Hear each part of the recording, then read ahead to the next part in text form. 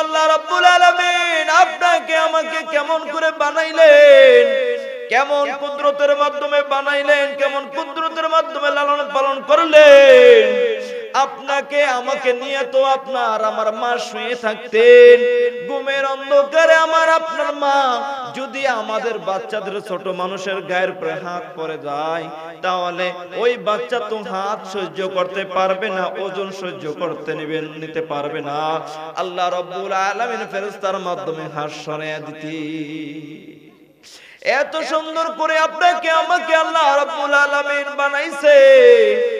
আজ আমরা মানুষ দুনিয়াতে আসার পর আল্লাহকে চিনলাম না, আল্লাহকে ডাকলাম না। আল্লাহ বলে, বান্দা রে,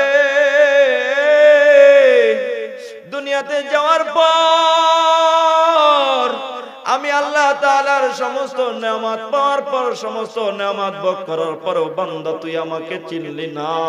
ও বান্দা রে, তুই আমাকে চিনলি না। বল বল বান্দা, আমি কি অন্যায় করছি? একটা ভালো কি আমি আল্লাহ কি আল্লাহ বলে ডাক দিতে পারোস না? এ বান্দা, আমার পরিচয় পাওয়ার জন্য তোর দূরে কোথাও যেতে হয় না রে বান্দা।